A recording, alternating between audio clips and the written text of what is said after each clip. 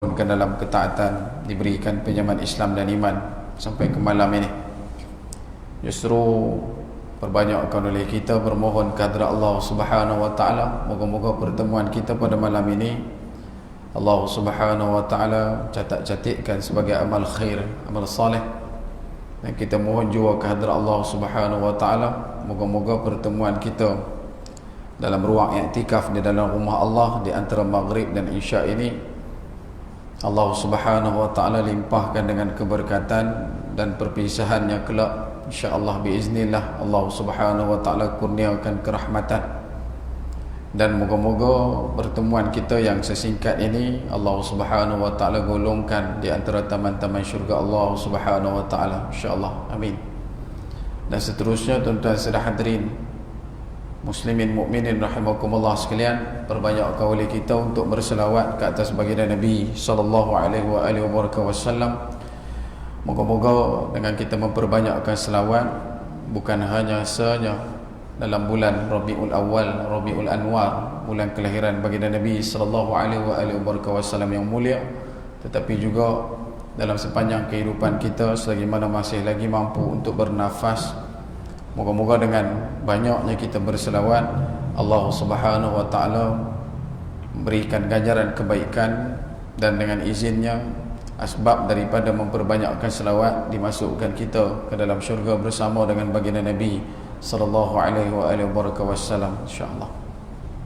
Allahumma salli ala sayyidina Muhammad wa ala ali sayyidina Muhammad kama sallaita ala sayyidina Ibrahim wa ala ali sayyidina Ibrahim wa barik ala sayyidina Muhammad wa ala ali sayyidina Muhammad kama barakta ala sayyidina Ibrahim wa ala ali sayyidina Ibrahim fil alamin innaka Hamidun Majid. Baik. Tuan-tuan sedang hadirin muslimin mukminin rahimakumullah sekalian, insya-Allah bertemu kita kembali setelah hampir 186 hari tak bertemu dengan tuan-tuan yang mulia, sejak daripada bermulanya PKP yang pertama daripada 18 Mac 2020 sampailah baru-baru ni. Bahkan dalam ruang yang sama juga, antara benda yang perlu untuk kita ingatkan selalu, perkara ini berlaku dan terjadi dikhanakan oleh takdir Allah Subhanahu wa taala. Dan pada malam ini untuk kita sambung perkongsian kita daripada kitab Madza Ya'ni Intima'il Islam, sudah pun menjangkau tajuk yang ke-16 di muka surat yang ke-26. Pada sebelum ini, terakhir dalam catat-catat saya adalah pada tajuk ke-15. Satu orang yang Islam daripada sudut akidahnya, dia mesti ada rasa cinta kepada Allah dengan kecintaan yang menyebabkan hatinya sentiasa merindui Allah Subhanahu wa taala. Lidahnya senantiasa menyebut nama Allah. Matanya asyik sangat memandang mesej ataupun kalam Allah Subhanahu wa taala. Dalam ruang yang sama, hatinya senantiasa meletakkan rasa hina di depan Allah, minta ampun depan Allah, supaya dia dapat meraih nilai khusyuk dalam ibadah. Tajuk yang kita akan utarakan pada malam ini adalah tajuk yang ke-16, yang mana tajuk ini kata Fadilatul Syekh Fathiyakan dalam kitabnya Madza Ya'ni Intima'il Islam, apa erti saya mengenal Islam, sebagai seorang muslim yang nak menjadikan akidahnya juga adalah akidah yang muslim, mestilah bertawakal kepada Allah dalam semua urusan. Saya mestilah bergantung kepada Allah dalam semua perkara. Kesemua ini akan membangkitkan dalam diri saya satu kekuatan dan kesedaran roh, sehingga saya akan merasakan perkara-perkara yang berat itu menjadi ringan. Firman Allah Subhanahu wa taala dalam surah At-Talaq ayat yang ketiga, "Wa may yatawakkal 'ala Allah fa huwa hasbuh." Kata Allah Subhanahu wa taala dalam surah At-Talaq ayat yang ketiga, dan barang siapa yang bertawakal kepada Allah, nescaya Allah akan mencukupkan keperluannya.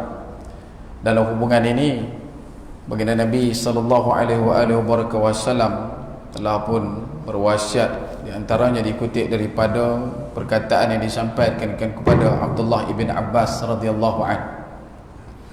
Kata Nabi sallallahu alaihi wasallam, ihfazillah yahfazka, ihfazillah tajidhu tijahaka, iza sa'alta fas'alillah, wa iza ista'anta fasta'in billah, wa'lam anna al-ummah law ijtama'at ala an yanfa'uka bi syai'in lam yanfa'uka illa bi syai'in qad katabahu Allahu lak, wa in ijtama'u ala an yadurruka bi syai'in lam yadurruka illa bi syai'in qad katabahu Allahu 'alaika, rufi'atil aqlam wa juffatil suhuf. Kata Nabi sallallahu alaihi wasallam, peliharalah Allah, Allah akan memelihara kamu. Peliharalah Allah, engkau akan mendapati tajidhu tijahaka, akan mendapati Allah wujud, berada bersama dengan kamu. Iza sa'alta, bila mana kamu meminta, maka mintalah kamu daripada Allah. Dan bila mana kamu memohon pertolongan, mohonlah pertolongan juga dengan Allah. Dan ketahuilah olehmu, sekiranya ada satu umat, ada satu jemaah yang mana berhimpun untuk memberikan ayyan fa'uka bi syai'in, nak bagi dekat kamu satu benda yang manfaat.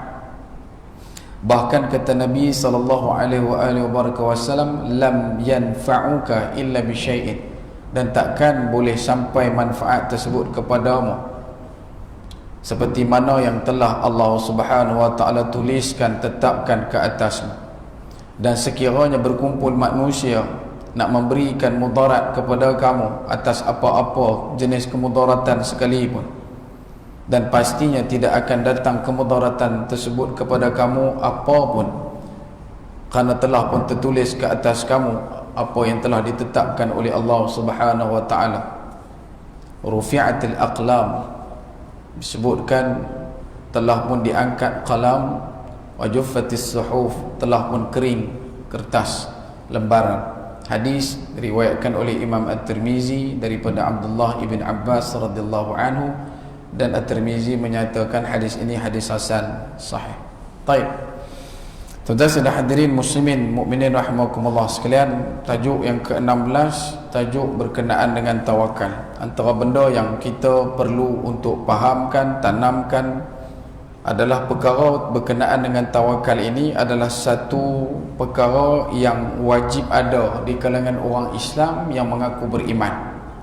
Dan tawakal ini pula, dia bukanlah satu perkara yang hanya dikalamkan pada lidah, tetapi dimulakan dengan perbuatan.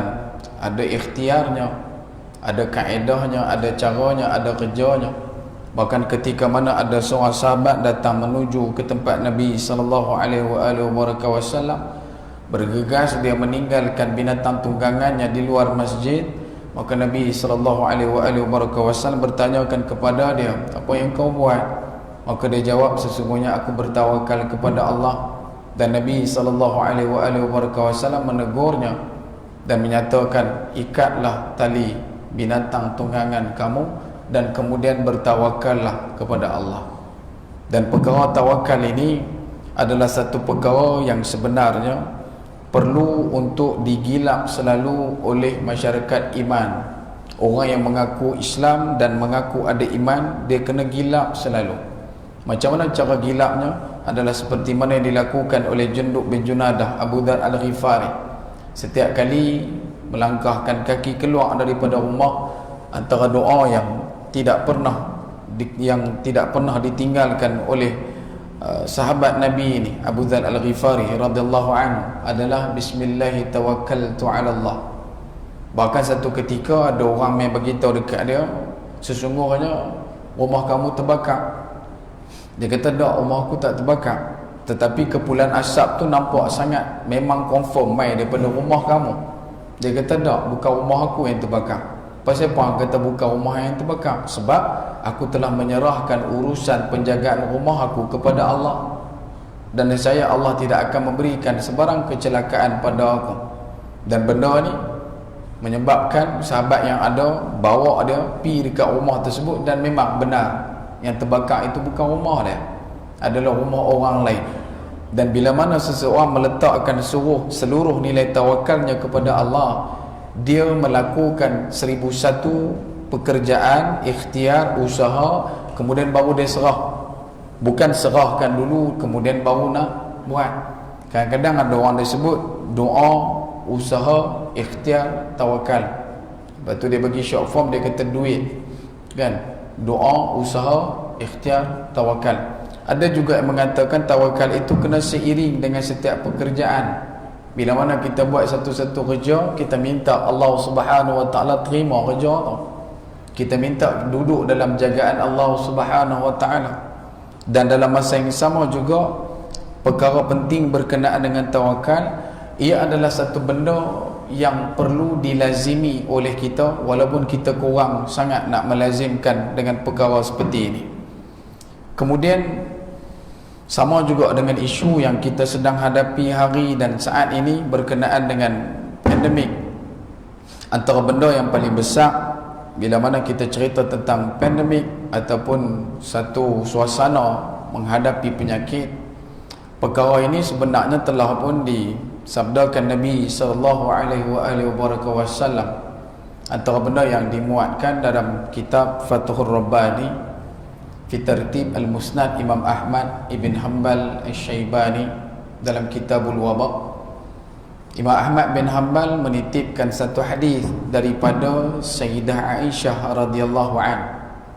Sayyidah Aisyah radhiyallahu an menyatakan bahawasanya Nabi sallallahu alaihi wasallam bersabda, "Wa laysa min 'abdin wa naqta'una ta'unu fihi wa yamkusu fi baladihi sabiran muhtasiban wa ya'lamu anna lahu lam yusibhu illa ma kataballahu lahu illa kana misla ajri syahid."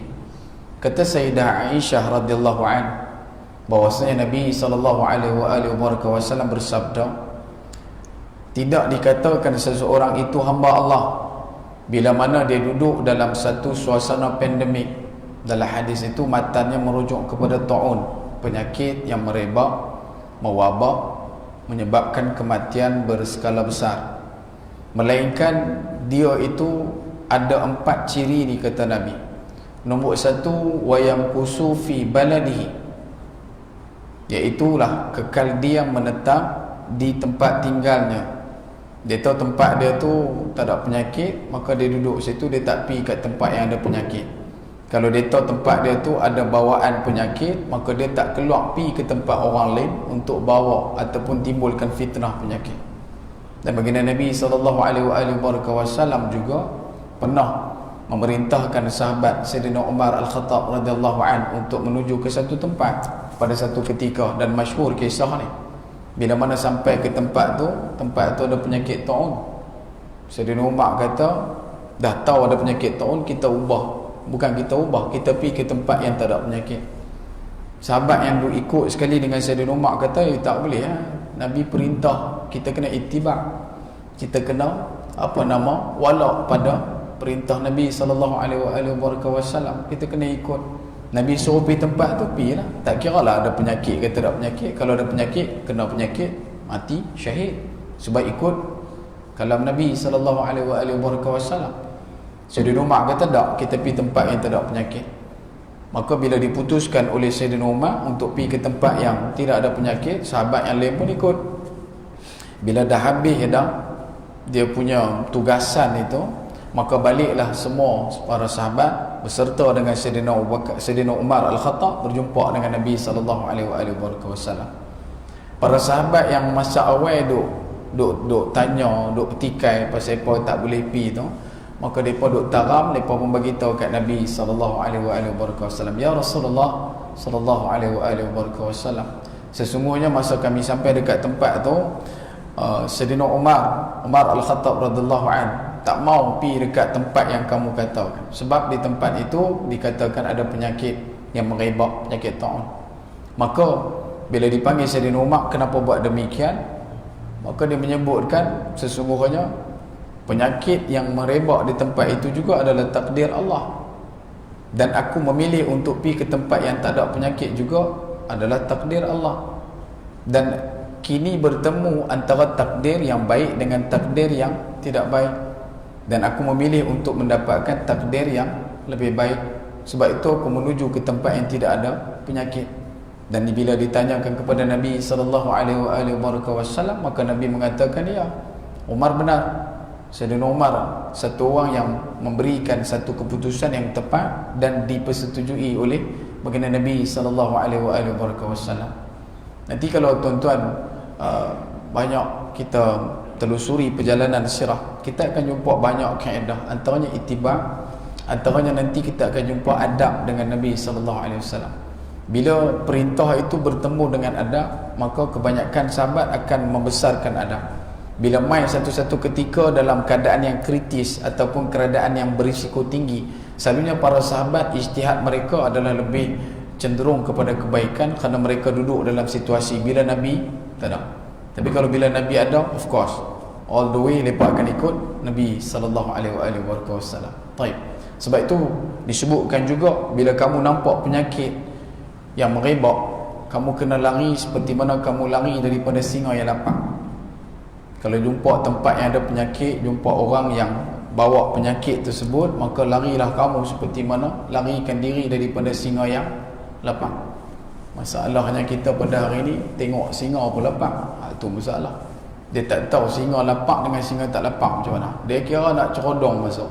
Sebab tu masa PKP yang pertama dulu, sini, bukan dekat sini lah, seluruh Malaysia, PKPD, ada larangan rentas negeri, rentas daerah. Dan benda ini ada saluran dan sandaran juga daripada apa yang diperintahkan oleh Nabi SAW. Kemudian yang kedua, antara intipati sebenar, bila mana Nabi SAW menyebutkan sabiran. Bila mana kita duduk dalam situasi ini sambil kita menyerahkan seluruh urus tadbir berkenaan dengan bala wabak bencana ini kepada Allah Subhanahu wa taala, kita digambarkan oleh Nabi SAW perlu ada nilai sabar. Dia bukan kalimah sabr tetapi sabiran. Kalau tuan-tuan masih ingat kaedah yang selalu kita kongsikan dengan tuan-tuan, formula dia, kalau ada alif nun di belakang, ada tambahan alif ziyadah, bermaksud sabar yang amat sangat. Kalau sabara saja, ya, dia cuma sabar. Tetapi kalau sabiran, dia ada alif ziyadah, dia ada tambahan alif di belakang, maksud dia menjadi superlatif, dia menjadi lebih banyak. Sabar yang disebutkan oleh Nabi SAW, ulama muhaddisin pecahkan kepada dua, iaitu sabar yang pertama, sabar dalam memahami ketentuan daripada Allah. Nak bagi faham ni, sabar nak abang kata benda ni memang mai pada Allah ni. Nak abang kata benda ni memang all the way datang daripada takdir Allah Subhanahu wa taala. Sebab ada di kalangan kita yang dia letakkan satu faham, dia kata penyakit ni adalah penyakit yang telah pun dicipta oleh orang-orang ataupun organisasi tertentu. Sampai kita bawakan hujah untuk menolak pun dia tak terima. Kira tolak tak jatuh lah buat ni. Sampai dia habaq benda ni dah ada dalam buku, diceritakan sejak tahun 81 dalam satu buku yang diramalkan, yang ditulis oleh kelompok organisasi tersebut. Penyakit itu akan main daripada negara ni, penyakit itu berbentuk seperti ini, menyerang anggota badan yang mana dan sebagainya. Bahkan benda tu ada di kalangan masyarakat kita yang duk tolong sebar-lebarkan. Dia tolong luaskan benda tu sampai ada orang duk target, ya betul lah benda ni. Ada juga yang tak sabar, bila datang saja penyakit dengan panjang tengkoknya, dia pitibai tu, dia kata Cina duk makan kelawar, pasal tu kena. Tak sampai 2 bulan bang, tak sampai 2 bulan Malaysia kena. Agak-agak Cina tak suruh tengkok pula kata. Buat Malaysia pun makan kelawar habis. Orang Malaysia ni semua makan kelawar yang agak kena ni. Sebab tu sabar. Jangan lebih laju dari deras. Mau duk relax dulu. Sebab benda ni mai kita tak tahu. Kita cuma minta Allah Subhanahu Wa Taala angkat secepat mungkin. Sebab itu ada juga yang kata penyakit ni tak boleh buat apa dah. Penyakit ni dia 100 tahun sekali. Tahun 18 dulu ada dah. Lepas tu tahun 19 pun ada dah Spanish flu. Lepas tu jadi pula tahun ni tahun 20. Bila pula nak jadi? Tahun 21. Bila pula jadi lepas tu? Tahun 22. Dia kata tiap 1 tahun sekali. Kalau ada yang faham lagu tu, tak ada ubat lain bagi orang macam ni melainkan 32. Tak ada, ni semua tek nombor tuan-tuan. Wallahi, kata Nabi SAW, iyyakal munajjimun, celakalah bagi orang yang menjadi tukang ramal. Kaziban munajjimun walau kanu sadiq. Tetap dikatakan tukang ramal itu adalah orang yang berdusta. Kaziban ni dusta yang amat sangat, bohong pahit. Bukan tegak bohong, bohong pahit. Walaupun benda yang dia ramalkan itu adalah benda yang benar-benar berlaku, benda tu jadi, ya, tetapi bukan disebabkan ramalan dia. Sebab ini cuma berdiri pada titik takdir Allah Subhanahu Wa Taala. Sebab tu masyarakat kita bila main saja duduk tang ni dia jadi, oi, awak dia bagi jauh jarak 1 meter ni, tak boleh ni, fitnah dajjal ni. Yang duk kata tu yang ada fitnah tu. Ada negara lain 6 meter tuan-tuan. 6 meter. Antara satu jemaah kepada satu jemaah 6 meter. Jenuh tarik matau. Tahu tak tahu? Nak pendiri, nak ikat batau kita tarik. Nak bagi sama 6 meter. Kita 1 meter. Sebab tu bila sebut kata sabar dalam menerima ketetapan ujian, ya, kita sabar. Jangan cepat sangat kita duk tuding merata. Jangan sebab cepat sangat duk tuding. Kemudian yang kedua, kata ulama muhaddithin, sabar dalam berikhtiar. Apa maksud sabar dalam berikhtiar? Ya, kita dah duduk dalam pandemik, takkan nak duduk nganga. Takkan kita nak duduk saja. Nak pergi belajar buat roti canai, nak pergi tengok macam-macam duk buat masa BKP awal dulu. Takkan lagu tu je. Dah ada sabar dalam berikhtiar. Antara sabar dalam berikhtiarnya apa dia? Yang kita duk buat sanitasi tu. Yang kita duk pakai face mask. Ni kira okey lah. Ada juga yang tengok muka. Masa awal dulu pakai face mask, kita kuliah kita tak tahu siapa renyah, tak tahu siapa buat muka com, siapa buat muka tak puas hati, tak nampak. Dululah masa bulan 7, bulan 6 lah itu, main-main tengok, oi, semua pakai purdah belakang. Itu tahu kaedahnya. Kemudian ada apa, mai sejahtera dan sebagainya. Pihak masjid sanitasi tiap-tiap kali habis pada salat. Larangan untuk ambil wuduk di masjid, bukan larang 100% terus dah, tapi lebih baik ambil di rumah supaya penularan wabak tu tadi mampu untuk dikekangkan, tidak ada berlaku rantaian bau. Dan bila sebut dalam sabar dalam berikhtiar ini, satu hadis disebutkan oleh Abu Usaib radhiyallahu an. Abu Usaib radhiyallahu an mengatakan bahawasanya Nabi SAW bersabda dalam satu hadis. Abu Usaib beritahu, kata Nabi SAW, atani Jibril alaihi salam bil khuma wa bit ta'un fa absakatil khuma fil Madinah wa nashratut ta'un fi Syam.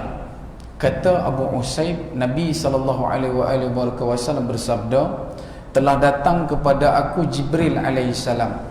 Jibril datang kepada aku membawakan berita tentang huma. Huma ni maksud dia demam panas yang merebak, mewabak, menyebabkan kematian berskala besar. Yang kedua, malaikat Jibril bawa kisah ataupun makluman tentang akan berlakunya penyakit taun.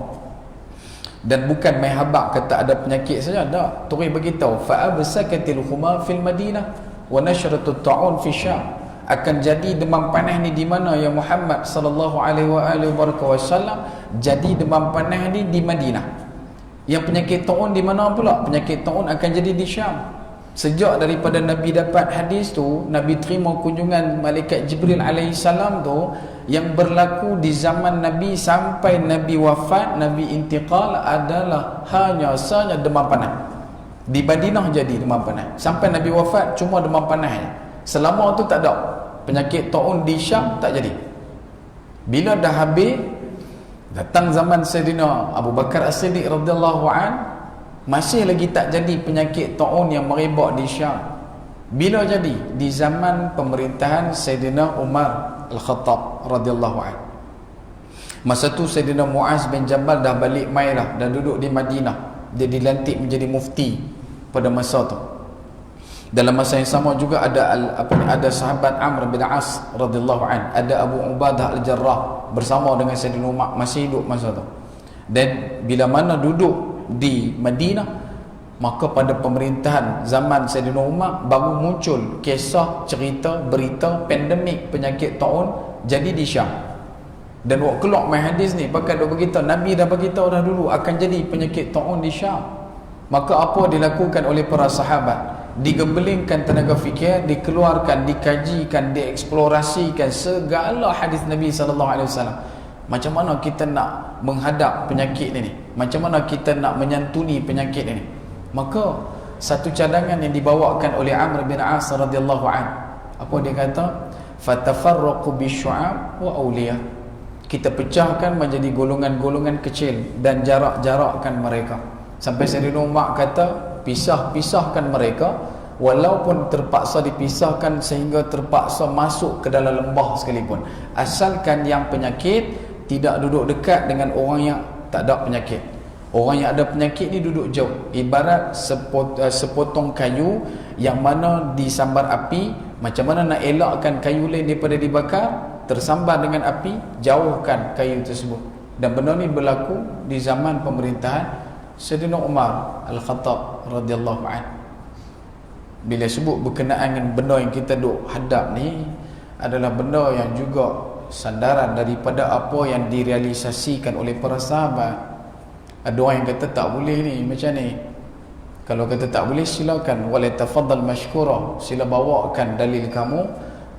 Bertemu dengan 154 orang alim ulama yang bersetuju untuk menentukan adanya penjarakan fizikal di Malaysia ni. Satu Malaysia ada 14 mufti. Satu mufti ada 10 orang ahli jurutan fatwa.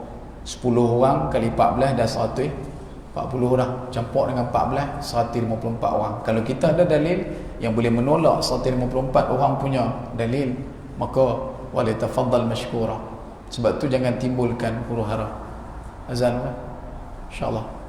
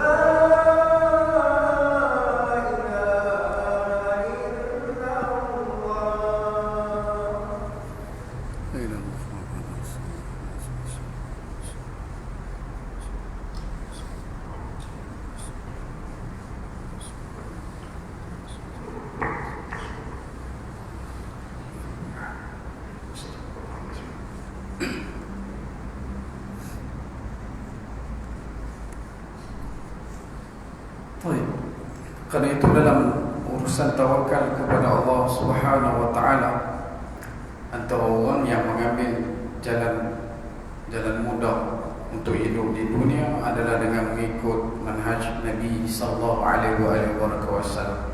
Sebab tu dalam ruang sabar itu, ulama kata sabar yang kedua adalah sabar dalam berikhtiar. Kemudian komponen ketiga yang perlu ada di kalangan manusia iman bila mana berhadapan dengan pandemik ataupun suasana penyakit yang merebak seperti ini adalah muhtasiban. Muhtasiban ini daripada kalimah hasaba, hasibu qabla an tuhasabu, kata Sayyidina Umar Al-Khattab, hisablah diri kamu sebelum kamu dihisab depan Allah.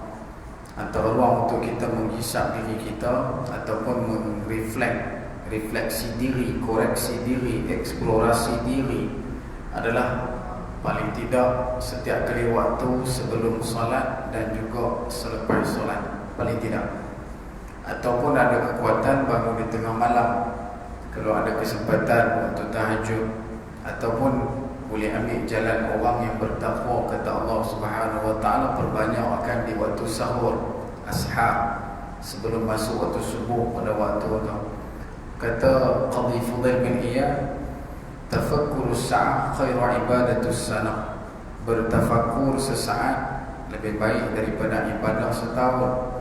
Orang yang bermuhasabah diri dia, bila dia datang untuk menunaikan salat, dia akan mudah menjemput khusyuk.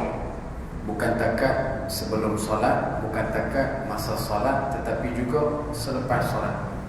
Tapi kalau datang solat dalam keadaan tidak ada muhasabah, tidak ada langsung satu nilai kata diri itu berdosa, tak ada langsung kata diri itu lebih hina daripada mana-mana orang, maka orang tersebut dengan khusyuk duduk pada satu kedudukan yang bukan sama kapal.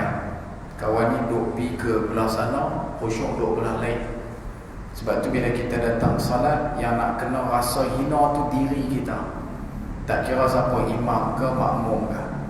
Yang nak kena rasa banyak dosa tu diri kita.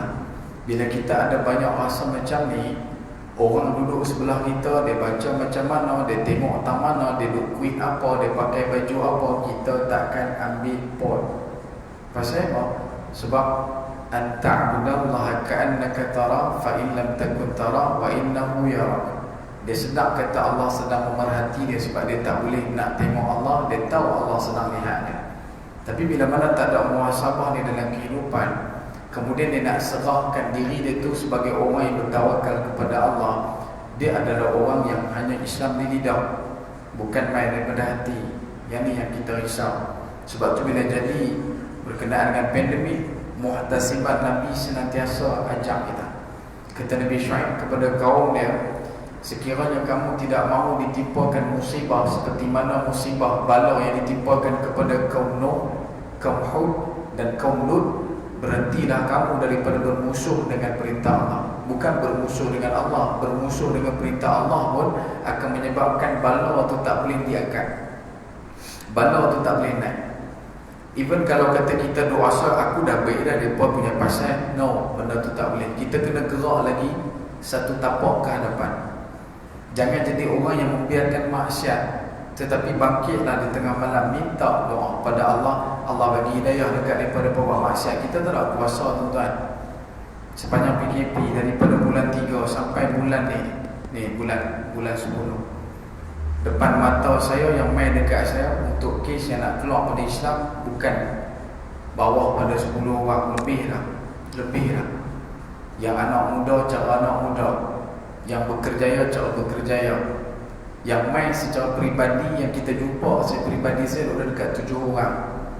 Yang ni bukan dia ambil doya pun dah, nak keluar Islam lah. Sebab tu bila main dalam bab-bab macam ni, tak ada ketetapan yang kuat pada Allah. Allah akan uji kita dalam sekelip mata je. Bukan orang buka, bukan orang biasa-biasa, orang yang dahsyat-dahsyat. Dia punya gaji dia banyak kosong kat belakang dah tau. Budak-budak pula bukan budak jokiang. Kalau PUBG bukan dekat chicken dinner, lebih benda tu dia boleh buat. Among Us dia boleh cari imposter cepat. Ni budak mengaji tempat pandai. Ada 5 orang yang kita jumpa. Dan benda ni jadi satu perkara yang menjadi kerisauan pada saya lah secara peribadi. Dan saya bawa kepada tuan-tuan, bukan nak suruh tuan-tuan balik malam saja risau dah. Paling tidak doa setiap kali lepas salat barang mungkin, ataupun ketika tuan-tuan nak buka puasa, ataupun masa tuan-tuan duk makan sahur, doa, ya Allah, kembalikanlah orang yang nak keluar pada Islam tu mendapat semula keislaman dan keimanannya. Bukan nak suruh mudah kerja saya, tidak. Tetapi pernah tak kita fikir benda tu, ataupun pernah tak kita doa benda tu? Orang yang buat maksiat kat luar, yang tak pakai tutup aurat, tak patuh syariah, berkeli pasal pakai seluar ketat kayu bicycle, jadi isu utama dalam negara. Apa benda ni? Takkan apa bawa tahu hukum. Kita tahu mereka semua cerdik. Tak mau lagi dahsyat, dia boleh shifting pula, dia pergi letak penahan depan. Ustaz pun pakai. Habis tu kalau ustaz terjun longkang, hang pun nak terjun juga. Jadi ni muhasabah. Cari jalan. Satu titik dalam waktu yang kita ada 24 jam, satu titik je, tak banyak mana, tak kira lah mana-mana waktu solat, minta, ya Allah, kembalikanlah iman kepada mana-mana orang. Sebab orang yang buat maksiat, orang yang buat dosa, zanbul ke, zunubul ke, zunub ma'azalim ke, israf ke, mereka masa buat tu iman tak duduk dengan mereka, iman keluar. Iman dengan maksiat tak boleh bercampur. Dan antara jalan untuk kita cepat, ataupun jalan yang paling senang, mudah untuk kita kembalikan iman adalah antaranya doa. Kita kena banyak doa.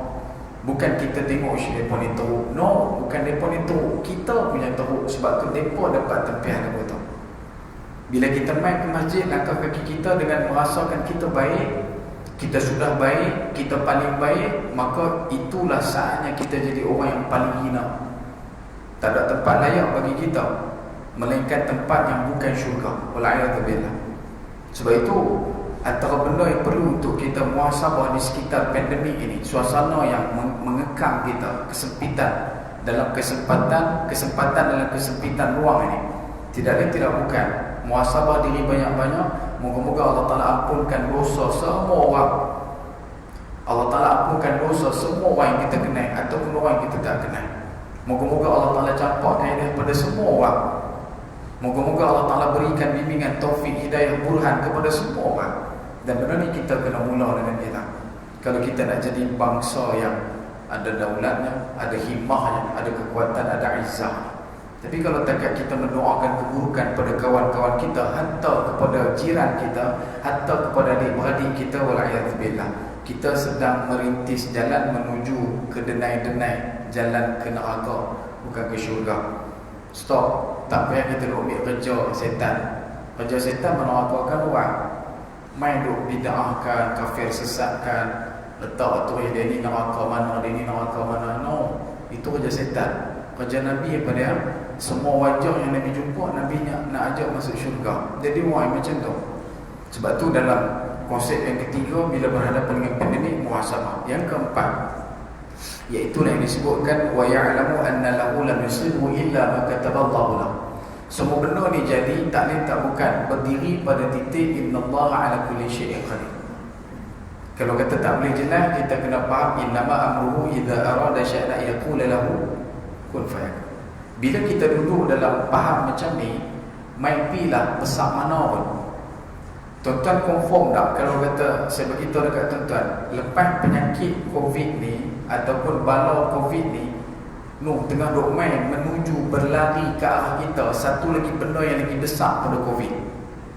Dan macam mana kita nak berhadap dengan benda tu pula kalau kita bila duduk dalam keadaan ditimpa ujian bala COVID ni, kita dah mula duk meratui, kita dah mula duk salahkan orang ni, kita dah mula duk salahkan orang ni. Kita jadi orang yang duduk dalam kedudukan yang khauf, duduk dalam keadaan yang takut, duduk dalam keadaan yang gerun dengan makhluk tapi bukan dengan Allah.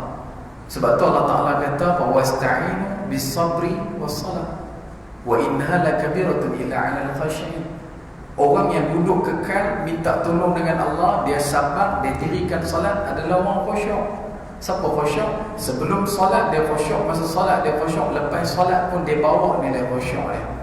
Tapi kalau kita tak duduk dalam ketetapan yang menyatakan ini semua datang dari Allah, kita tak ada nilai istirja'. Istirja' ni satu nilai yang mudah disebut, tapi kadang-kadang kita tak tahu maksud.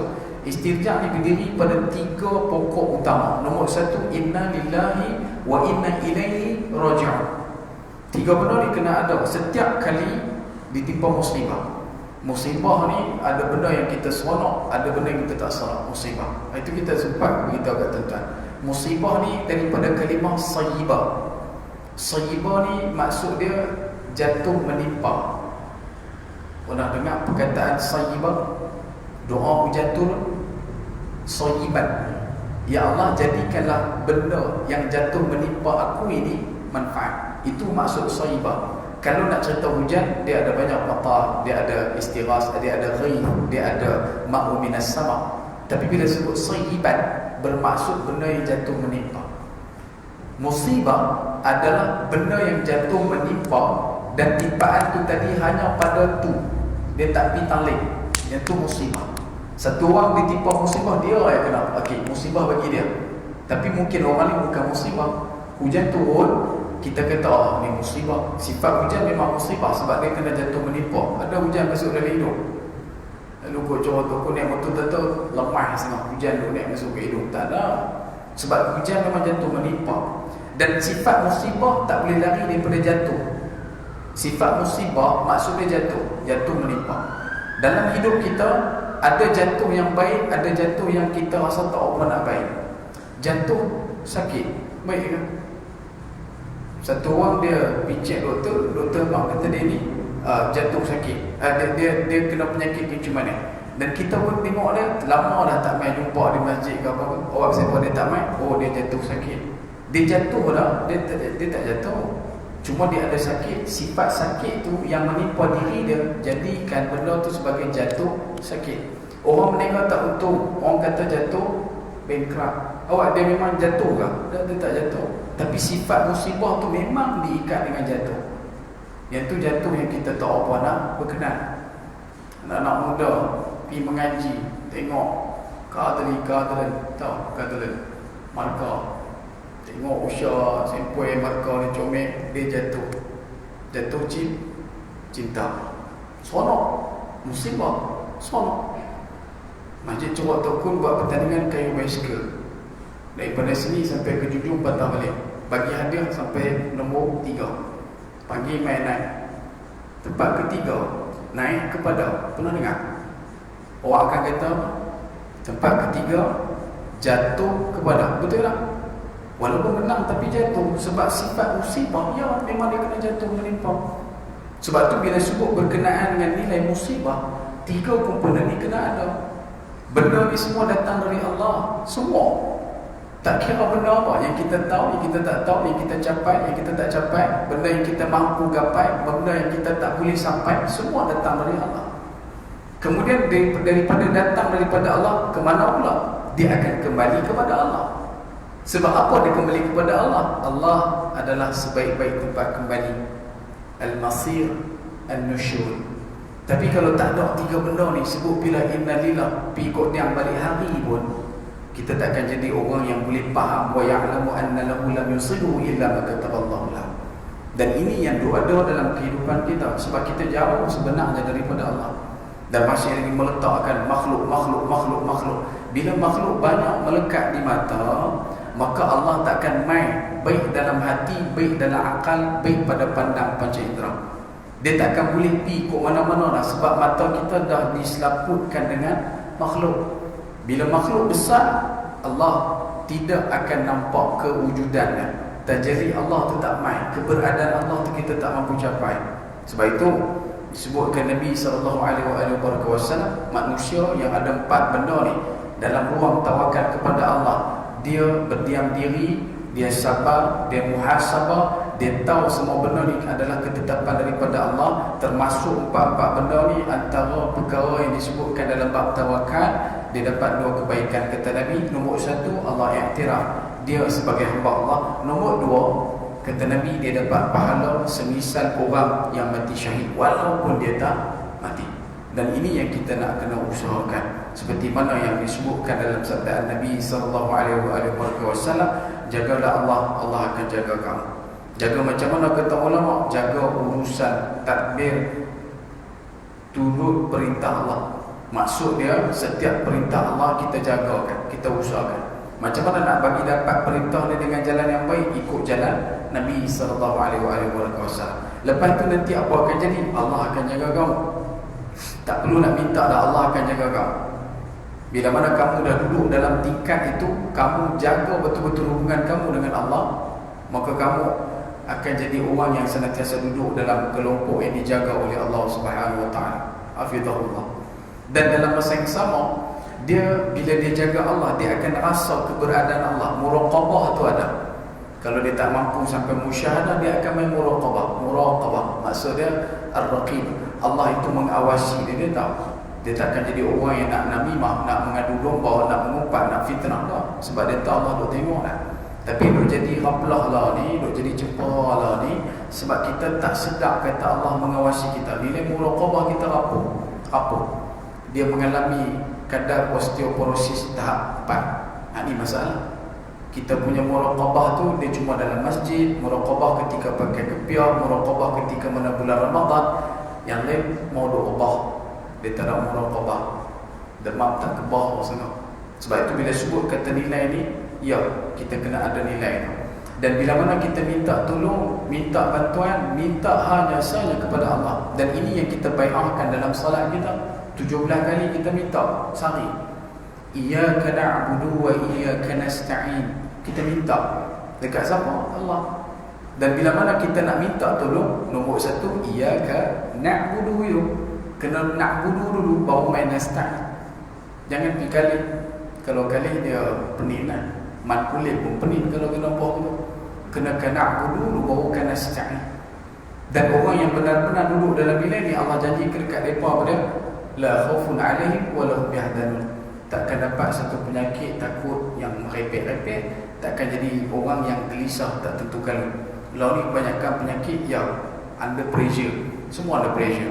Blood pressure, ada gula, tekanan gula, ada penyakit yang lain-lain pula disebabkan oleh environment, suasana, depress, stress, schizophrenia, di CD kan. Saya suka sebut COD, itu kena lah.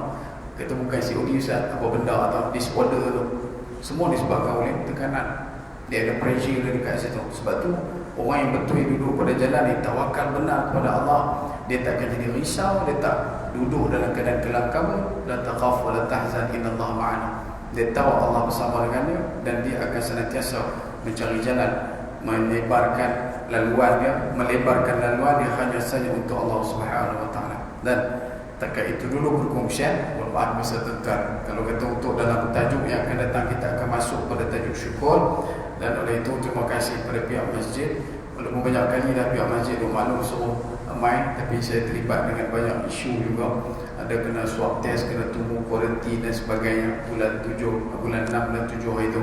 Lepas tu dah habis, duduk dalam keadaan berjaga-jaga. Ada student kita daripada kluster Siva Gangga, ada kluster daripada Kulim yang main mengaji.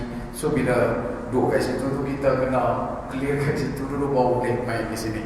Dan alhamdulillah untuk bulan 9, bulan 10, Allah Subhanahu Wa Taala berikan kebaikan dan kita berada dalam keadaan yang setakat lah, insya-Allah. Alhamdulillah. Takat itu dulu perkongsian. Mohon maaf masa tuan-tuan. Terima kasih atas perhatian. Kalau ada kekasaran bahasa, terkiri bicara, terajak kata, terasa atau mana-mana, saya minta maaf banyak-banyak. Daripada ujung rambut satu ujung nyawa, dari jauh menjunjung duli, dari dekat menjunjung sembah. Kalau ada maaf diberi, kalau ada silap dan salah. Dan akhir kalam saya minta, saya kutip kalam ulama yang saya kongsikan dengan tuan-tuan yang mulia. Sekecil-kecil ikan pasti ada isinya, sebesar-besar ikan pasti ada tulang. Aku li qawli hadza wa astaghfirullahal azim wa lakum wa lisa'iril muslimin wal muslimat wal mu'minin wal mu'minat fastaghfiru wa yaqul al mustaghfirin. Assalamualaikum warahmatullahi wabarakatuh.